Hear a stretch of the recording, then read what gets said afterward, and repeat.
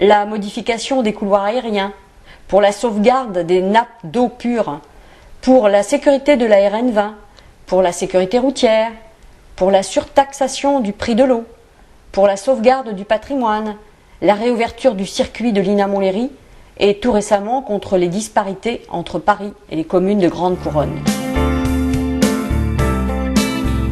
C'est certainement grâce à cela que François Pelletan remporte sa première élection de conseiller général du canton de Montlhéry en 1998.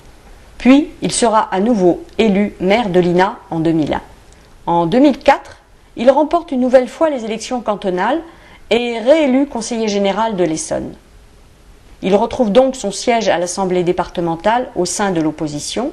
Il siège avec les 14 autres élus du groupe UMP, centriste et apparentés.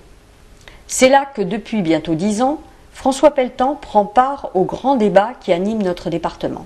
Si vous voulez influer une politique, faites-le au moins pour qu'elle réponde aux besoins de vos concitoyens et non pas aux besoins théoriques que la gauche détermine au niveau régional et que vous êtes après amené à obliger à appliquer sur le terrain.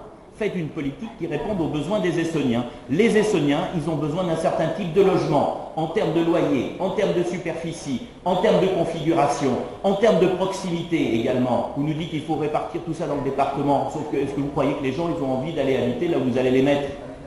Voilà. Donc, très clairement, la politique que nous souhaitons est une politique qui vise à répondre aux besoins locaux. La politique que vous voulez mettre est une politique théorique qui est décidée rue de Solferino, c'est ça?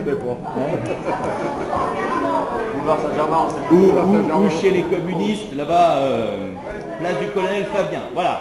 Alors maintenant, parlons de